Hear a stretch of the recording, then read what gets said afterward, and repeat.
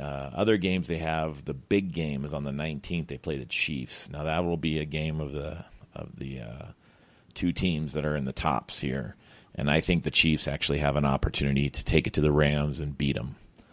Other than that, Potential Super Bowl preview there. Yeah, definitely. Other than that, I don't see them losing to many other teams in this division. They play the Seahawks. Unfortunately, not against you. They play the Rams.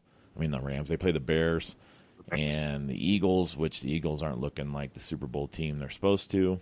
They play the 49ers and the Cardinals to end the season, and that's pretty much a guaranteed win. But you know, as I know, living in Arizona, these teams always seem to battle each other pretty rough. And even though they have shitty records, there's always a rivalry between the Rams and the Cardinals. And the same. So I think that'll be a good game in general. I think the Cardinals will finally figure out they're playing professional football, and I have to disagree there. I think that the Cardinals are going to get annihilated. Well, that's too bad. I guess we're going to put money on that. So you guys listen to it now. I guess we're going to have to see the annihilation. You put money on that. Don't blame me for not giving you, for not asking me first before you did that. Well, son of a bitch, dude. I put my house on this game. Yeah. I wanted to see if we're going to win. Did you bet your kids? I hope not. No, the kids I bet on the Bears-Rams game. So don't let me down, Bears. I need Trubisky to run. But I do think the Rams are a strong team. Just probably destroy the Bears, too. I mean, the Bears, the Bears who are who we thought they were, in some cases, to quote Denny Green in one of the funniest rants of all time. But they rested Khalil Mack this week, and they still beat the Jets. So it's just offensively, it's kind of hard sometimes. I know the Bears really took it to the Tampa Bay Buccaneers, but, as Bear fans, we can't expect that to happen, and it hasn't happened since. So it's going to be interesting to see, where the Rams go. But I believe it's Rams-Chiefs as of now. It's an easy prediction right now, but those clearly seem to be the two juggernauts racing towards an inevitable confrontation. Of course, during the year, as you said, but I think they can look for a rematch no matter what happens during the season. And I will agree with you. I think the Saints probably will play him tough because of Drew Brees, who seems to step up big time when it counts. But win or lose in that game, I haven't been following the Saints that well, but I just realized their record. They're 6-1. So they're actually not doing too bad. Saints have spanked me in decisions in fantasy, too, when it counted for them to not do well. Drew Brees or Ingram one week, I know Kamara. I have yet to play Kamara, thank goodness, since the gentleman I was playing, former coworker Mark, that I was playing, had him on bye, so thank goodness I hadn't had to play him yet. But, yeah, they got a pretty strong team. Actually, they have a pretty underrated defense. If you look at statistically on the Saints have actually been playing pretty good D. I know they had a couple shootouts, but you can't knock the record. The results, proof's in the pudding, man. 6-1. Proof is in the pudding. Yeah. Well, I think they're tough games. Just to get back, if you're going to look at games that someone's going to take the Rams out, I think it's either going to be the Chiefs or the Saints. Will give them their first loss. So that'll be a good loss for them, though, because they're going to lose to really good teams. And like you said, it might be a Chiefs-Rams Super Bowl, and that might be a pretty good Super Bowl. It'd be something for a change. But we're getting to the second half of the season. I don't see the Rams slowing down, and the only thing that could probably stop them is injuries, and hopefully that's not going to happen. Especially to Todd Gurley, who I own in fantasy. Yeah, we'll go to fantasy football later. Just leave that alone.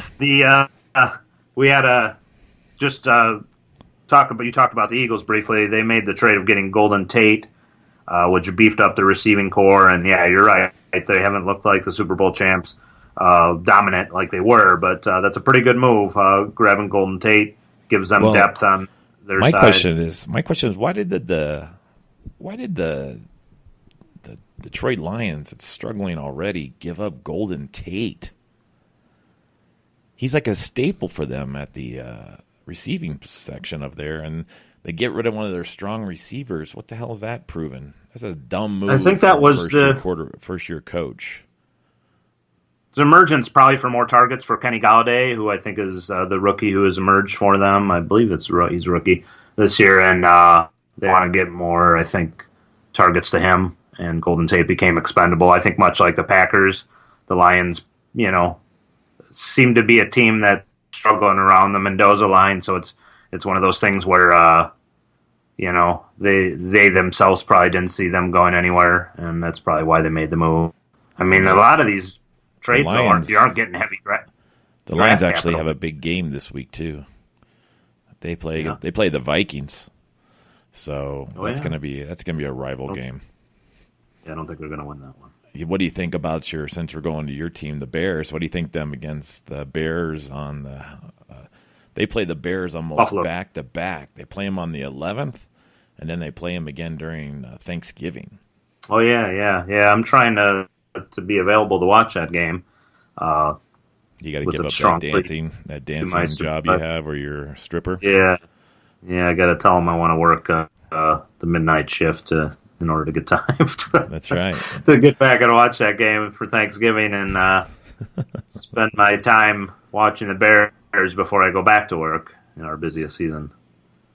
Huh. So yeah, I don't know. I think we should be able to handle Detroit, but again, rivalry. As you said, might put the Bears. It's going to be Thanksgiving games are going to be what they are. They're going to be good games. I think they'll be exciting. I think the Bears should be able to handle the Buffalo Bills this coming week as we record this, but they got an underrated defense too. I understand that, but they just don't have anything going offensively. The Bears need to put the hurting on the team when they get them down. I think if anything, the knock on Matt Nagy is the problem.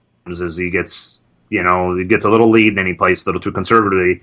He needs to put the hurting on these teams when you have them and don't pull back, because anything in these game scripts, can change. His play calling leaves a lot to be desired, and if you let your playmakers loose, let them do what they do best, and get some good play calling out there, the Bears should be even better than they are. It's just I blame that a lot on the coach kind of getting his feel for the team, but come on, man. You had a preseason, you had the offseason, but for that, and you've had this much time into the season. We're heading into the 9th week, man. You got to get the identity of your team down, because really good teams like a Rams, especially when we play them, or a Chiefs or Saints or anything, are going to spank the Bears, no matter how good we've seemed to look, and it just comes down to play calling, and we need better play calling. Well, what's wrong with the Bears right now? I mean, they're winning their division. They're 4-3. Yeah. Well, 4-3 is not dominating, so. It doesn't matter if they're dominating or not. They're winning. When's the last time you see them having a winning record coming into the middle of the season? 4-3 is winning, but let's see. Make sure they get their 5th win here, and then at least they got 2 games over 500. 1 game over 500 doesn't, strike me as dominating. Yes, they're winning the division. There's no question on that. I'm a pessimistic Bears fan, but I want to see more. I think the team that started and really was up big on the Packers at that first half, and then to see them collapse in that first week, that set the tone for me to not get my hopes up too high. So maybe I am a little pessimistic, but I want to see more out of the Bears before I can quote unquote crown them the winners of their division. Well, I think they're going to win against the Bills. I think they have that down. Should. They'll beat the Lions. The Vikings will be a tough game. The Giants is a for sure win. The Rams will be a tough game. The Packers will be a good one. But the 49ers and the Vikings, again, I think they'll come across and they'll beat them. I think we get Mac back healthy, then, looking back, obviously, you never want to see him not play a game when, he's the cornerstone of our defense now. But we did what we had to do. We beat the Jets. We should have, and if they rest Mac another week, all you're doing is getting him healthy for those bigger games coming up. So I want to see Mac like he was earlier in the year, before the ankle injury, and that when he is 100% healthy, you should know more than anybody that I know, talk to, being a Raiders fan, that man is a dangerous player that is a game changer. And will change the course of any game he's in. He is just a beast, and I still can't believe you guys gave him up. We didn't give him up. Gruden gave him up because he was like saying, hey, you know what? This is a good time for us to get rid of Khalil Mack. And I think that was a dumb move. Just like he got rid of Cooper and he got rid of Crabtree and he got rid of the kicker. It's all just dumb.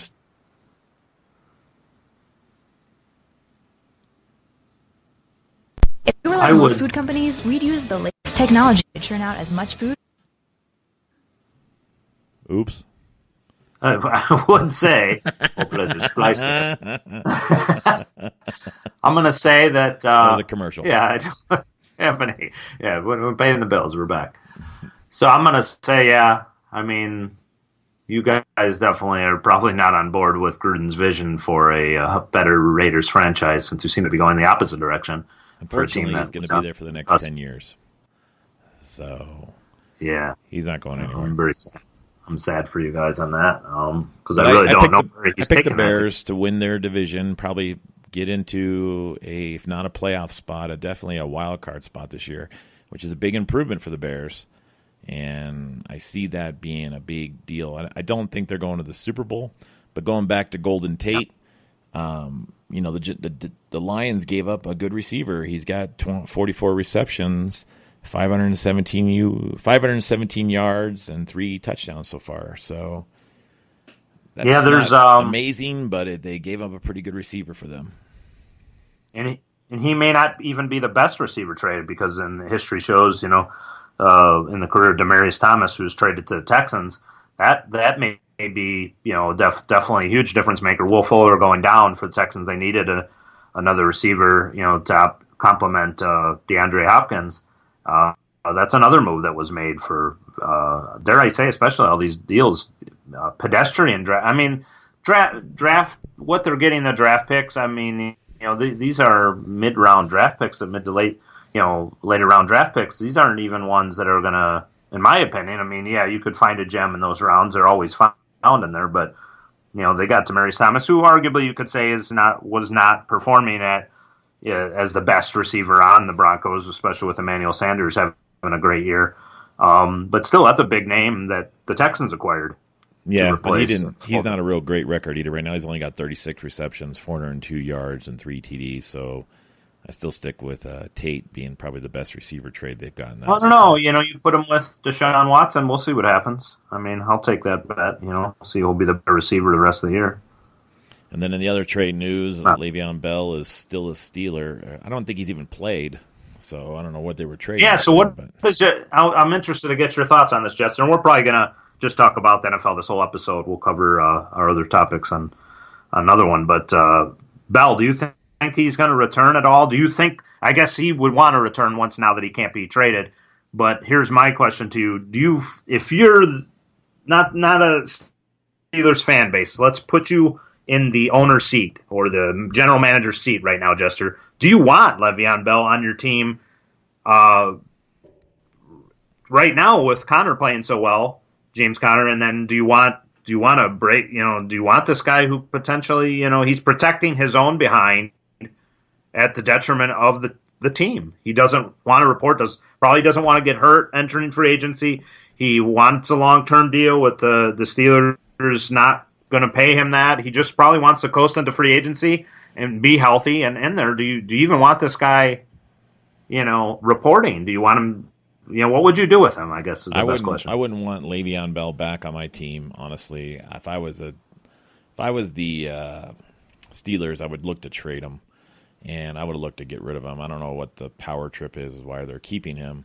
But they couldn't, though. Here's the thing. He wouldn't sign his franchise tag, so they were handcuffed.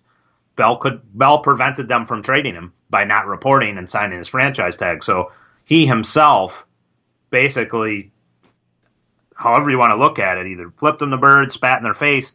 He prevented them from trading him. So now he is property of the Steelers, at least till the end of the year. And they can't trade him.